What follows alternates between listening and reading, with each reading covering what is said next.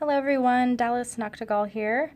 I'm getting on to show you some things about paper. We're going to test some of these different papers right next to each other. This is Blick mixed media paper. It says it's versatile surface for both wet and dry media, but we're going to find out. It does say watercolor and acid free, but this is not a cold press paper.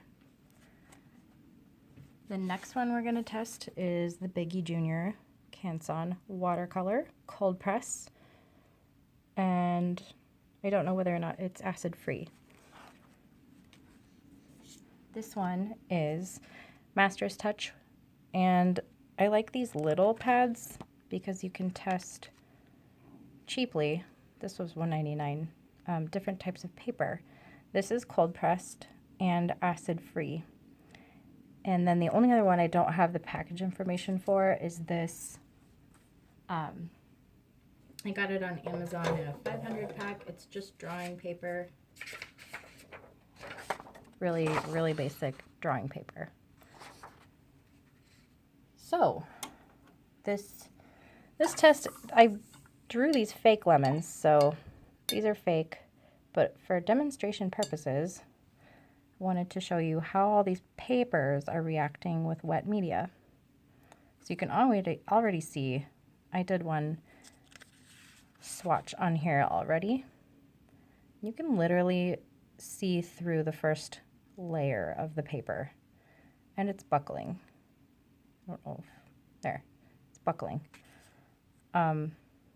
So doing a wash on something like this might be a little frustrating to you. So we'll let this dry. I want to get a little bit of my fake green book in the background.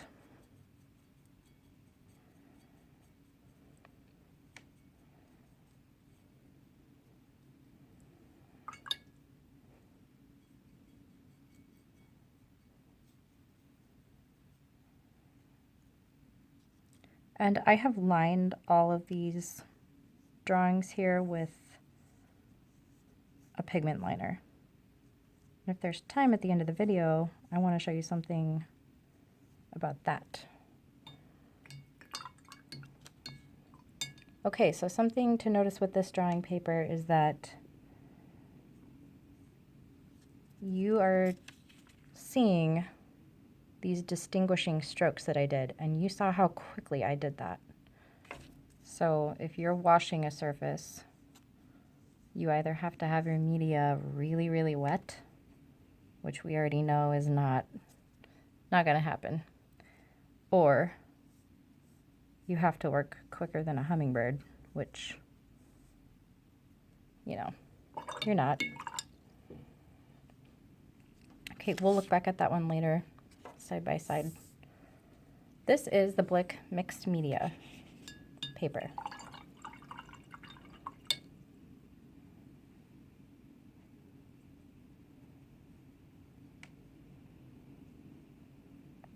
We'll say that this lemon was super, super sunny in the sun.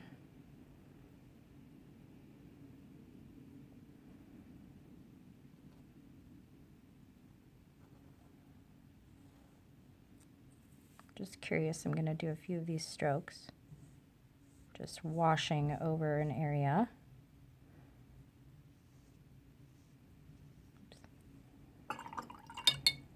Okay.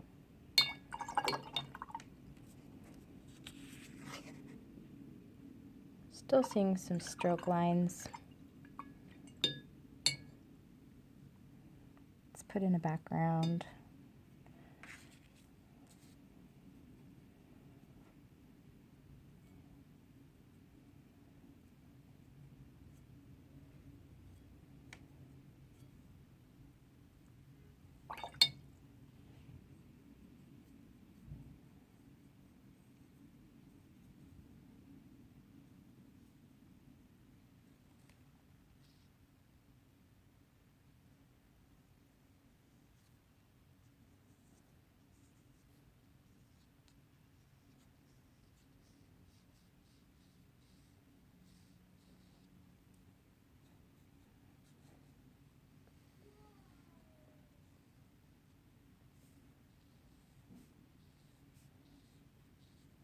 trying even just to show what a couple seconds of drawing did and then going back over it. So there we have that. Next will be the Canson watercolor cold pressed. This lemon's a little lumpy. He had a bad day.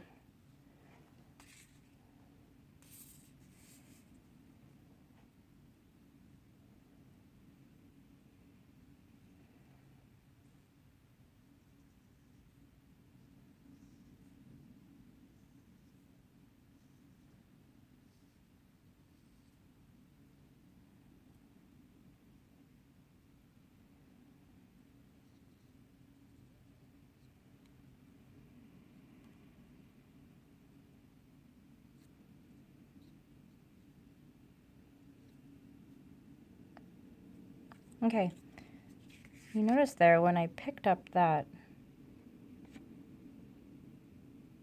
you see the pigment's like spreading out because of capillary action? And the pigment underneath is still wet, so that's why I'm able to not have these obvious stroke marks. Okay, so Canson watercolor cold pressed.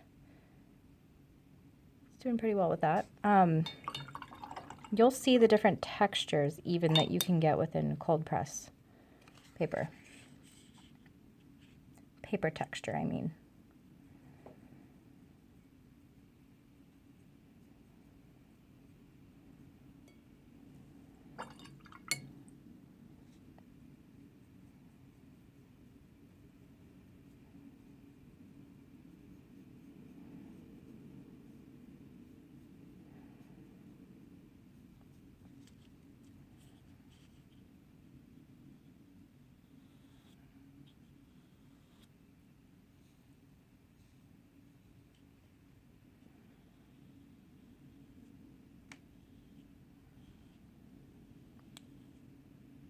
Different pigments are probably going to react differently on the surface too.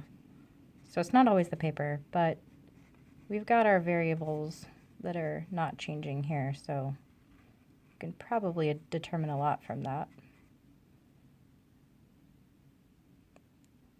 Okay, it'll be interesting to see how those dry up. This one is Master's Touch cold pressed. And then the texture, that's a little different, right? If we hold these two up, these are both cold press, and this one is a warmer temperature paper, this is a cooler temperature paper, and the texture of it as well is just different. So this is sort of a preference thing, probably.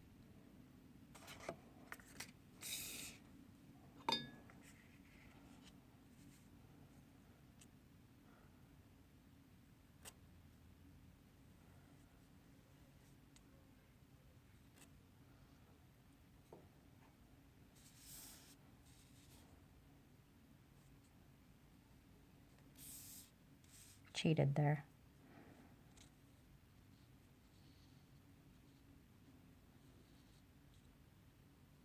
So even if I go back over this one,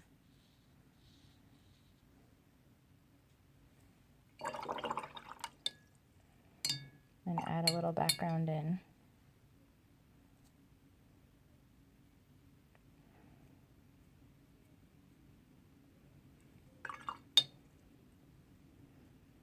this book has a little bit of viridian in it.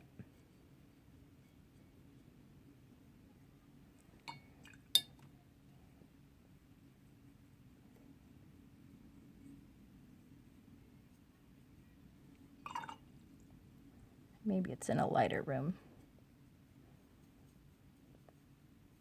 Add a little more water than pigment to this one.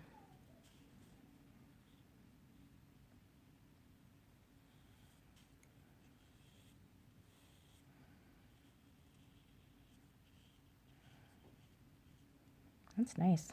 Okay, so cold press, Master's touch.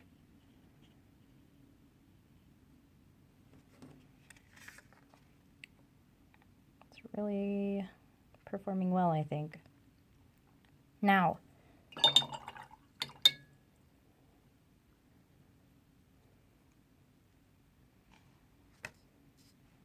seeing these guys side by side is another thing.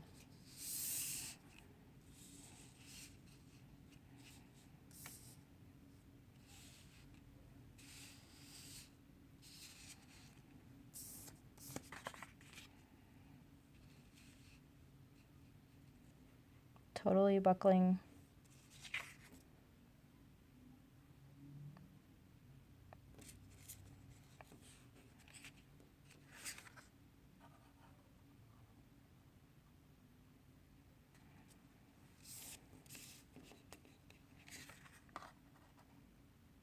Okay, so